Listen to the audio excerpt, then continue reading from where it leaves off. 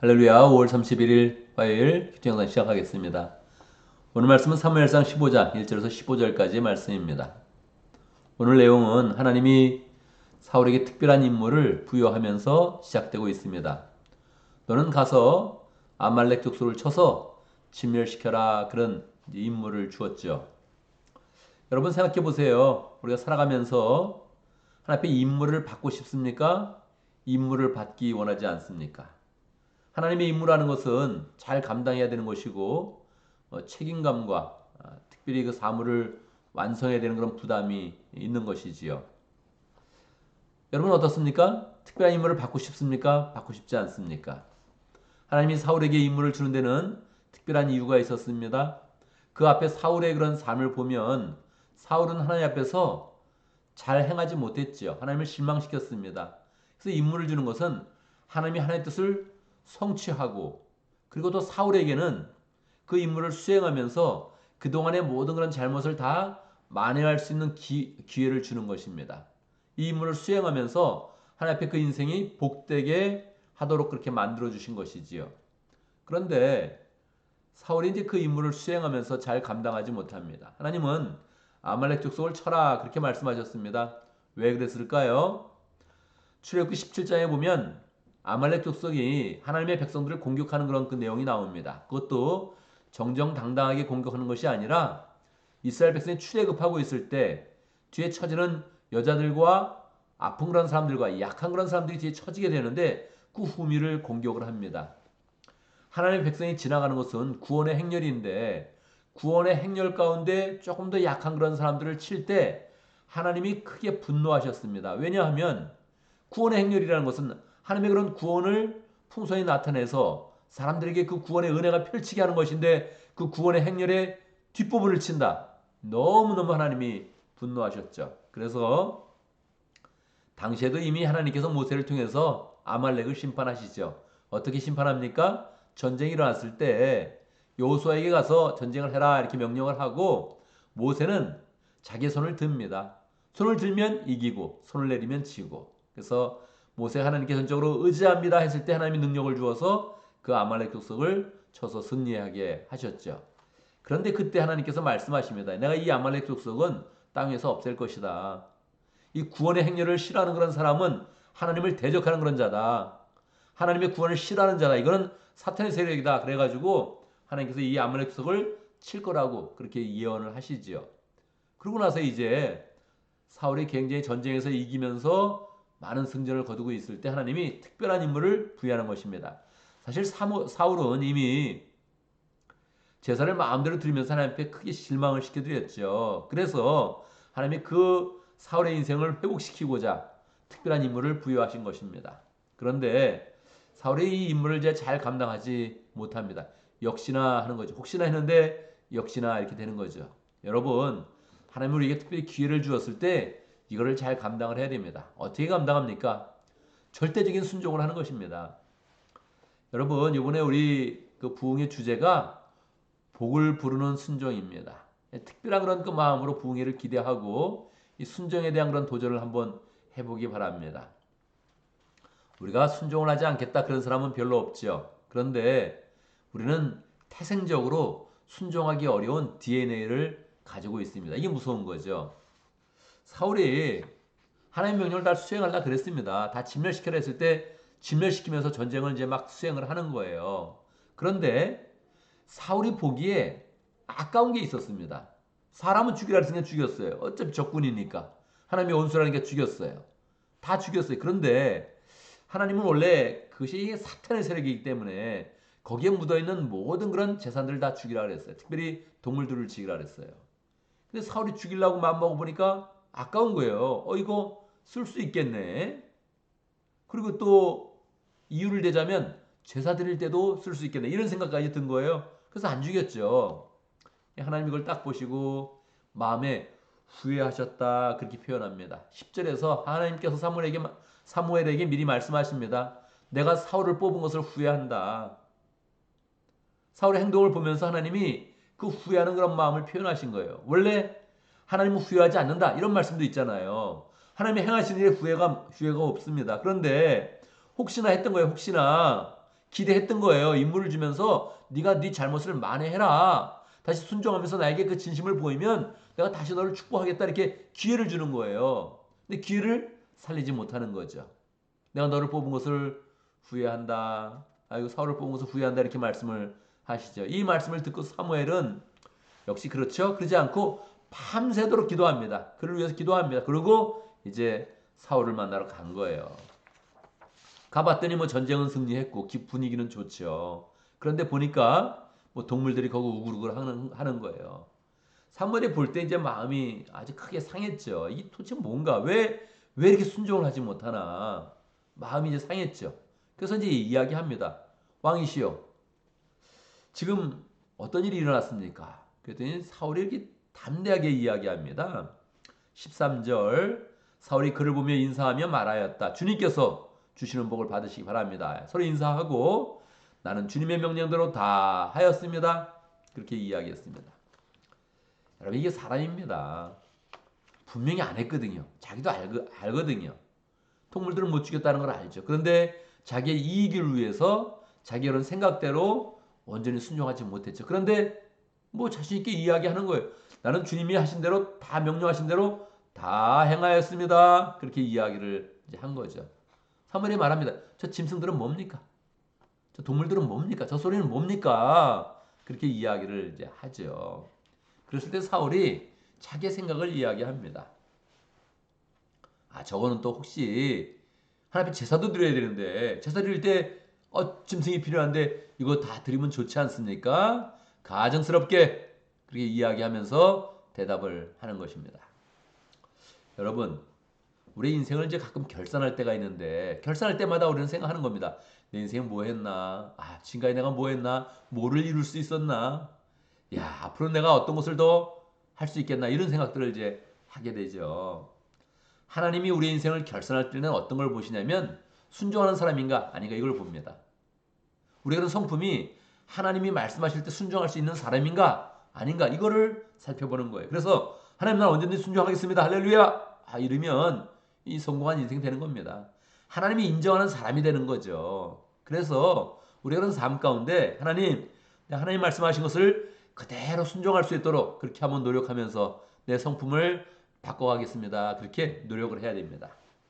그런데 우리는 태생적으로 그게 어려워요.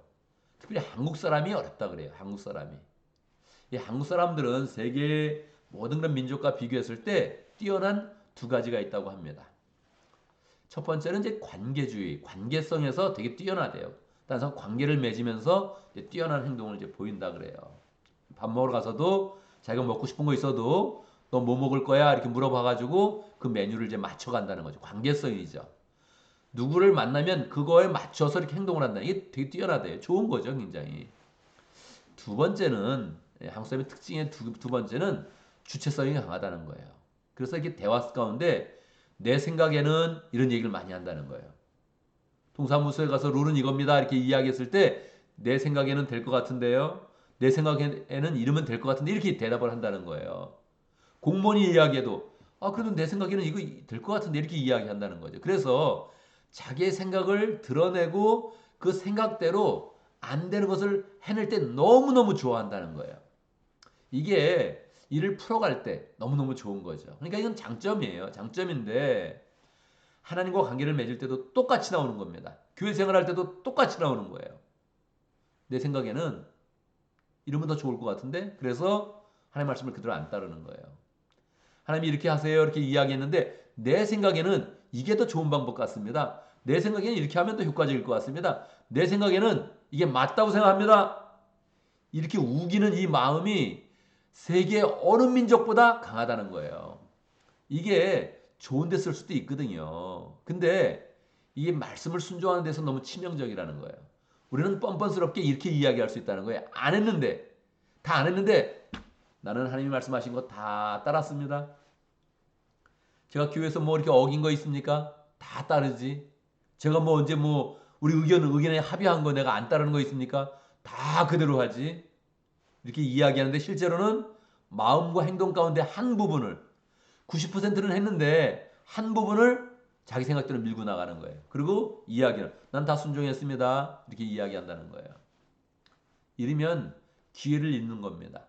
하나님 우리의 인생을 다시 세워주는 기회, 우리의 죄를 씻어주는 기회, 이걸 잃어버리는 거예요. 그래서 우리의 이런 그 마음 가운데 그냥 그대로 다 순종한다.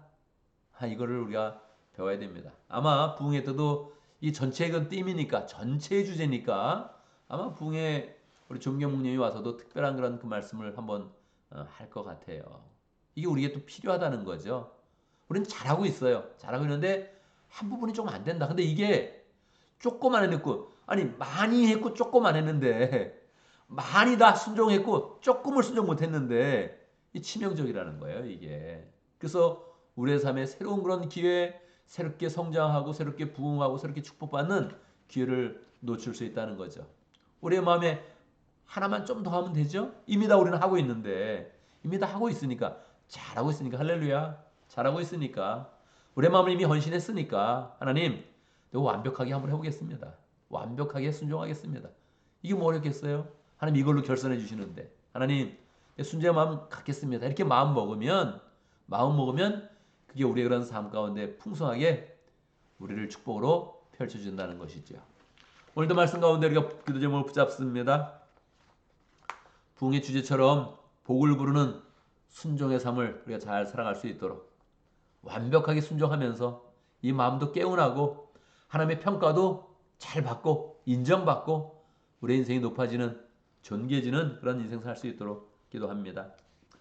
오늘 시크로드 목장을 위해서 기도하겠습니다. 김지희 목자님, 주임희 목녀님, 코로나부터 잘 낫고 몸도 회복하고 또 가정도 건강하고 또 기쁜 마음으로 또 하나님 잘 섬겨갈 수 있도록 함께 기도하고 목원들과 정선님 위해서 함께 기도하겠습니다. 교회를 위해서 기도하는데 하나님께서 우리에게 VIP를 잘 만나게 해주시길 그렇게 기도하겠습니다. 우리가 이런 기도하지요. 하는데 우리는 사실 제가 통계를 늘 내잖아요. VIP가 얼마나 왔나, 얼마큼 떠났나, 이거 그냥 다 통계를 내고 있습니다. 우리에게 정착하나 정착하지 못하나. 하나님 우리에게 많은 사람들을 보내주십니다. 우리는 사실 많은 사람을 만나죠. 만나는데 우리가 만날 때마다 잘 변화시키고 이걸 잘 감당해야 결국은 또 하나님이 새롭게 이렇게 보내주실 것 같아요. 그래서 우리가 만나는 그런 VIP 잘 우리가 인도하고 또 제대로 삼고 하나님의 사람으로 변화시켜 나갈 수 있도록.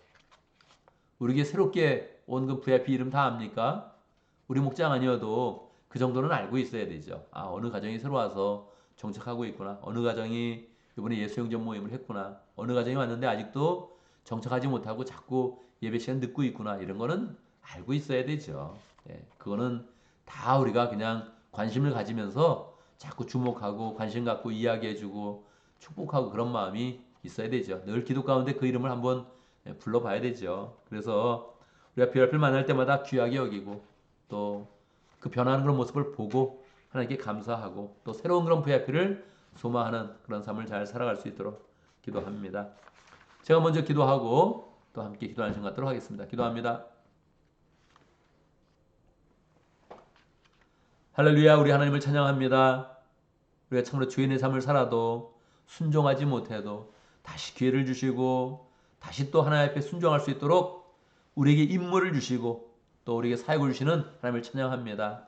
늘 하나님이 기회 주실 때마다 하나님 우리가 잘 그 기회를 선용하며 하나님께 온전한 순종을 나타내어서 우리 인생을 높여주시고 우리를 인정해 주시고 축복하시는 하나님의 축복을 풍성히 누릴 수 있도록 역사하여 주옵소서. 하나님 저를 포함해서 모든 그런 우리 민족들이 자기 생각을 중요시 여기는 그런 민족인데 하나님 아버지 내 생각을 주장하면서 자꾸 순종을 할 때마다 부족한 순종을 하지 않고 풍성한 그런 순종, 완벽한 그런 순종, 하나님 아버지 우리가 사람에게도 오버하는 그런 민족인데 하나님에 대해서 오버하면서 순종하고 잘 따라서 하나님이 이 천하에서 우리의 이름을 높여주고 인정하시고 축복하는 복된 삶을 살 수 있도록 역사하여 주옵소서. 하나님 실크로드 목장의 김지희 목자님, 주임인 목님 특별히 사랑하여 주시고 특별히 이 주간에 더욱더 사랑하여 주셔서 코로나로부터 하나님 잘 해방될 수 있도록 인도하시고 아픈 중에 하나님의 사랑과 은혜와 축복을 더 많이 누릴 수 있도록 역사해 주시고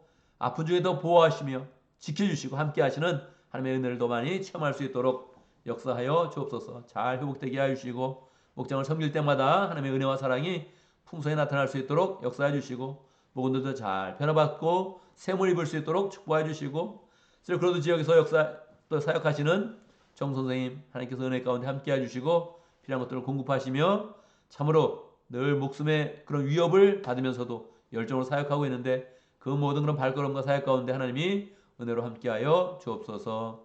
하나님 아버지, 우리 교회 새로운 사람들을 자꾸 보내주시는 것 감사합니다. 잘 맞이하고 잘 변화시키고, 하나님 우리의 생각과 성향과 편협된 그런 성향 때문에 우리가 사람을 제한하지 아니하고 풍성하게 맞이할 수 있도록 역사하시고, 하나님이 보내주는 모든 사람들 다 변화시키고 제자로 삼고 믿음의 가족 될 수 있도록 축복하여 주옵소서.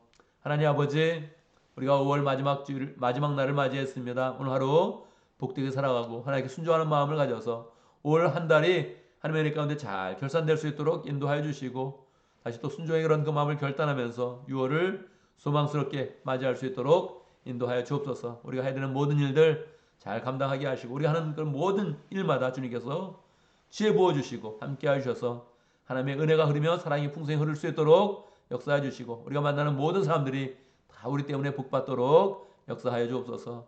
죄악된 생각은 다 계획부터 버리게 하시고 처음서부터 시작되지 않도록 역사해 주시고, 발걸음마다 다 주님과 동행하며 주의 말씀에 순종할 수 있도록 역사하여 주옵소서. 예수님의 이름으로 기도드리옵나이다. 아멘.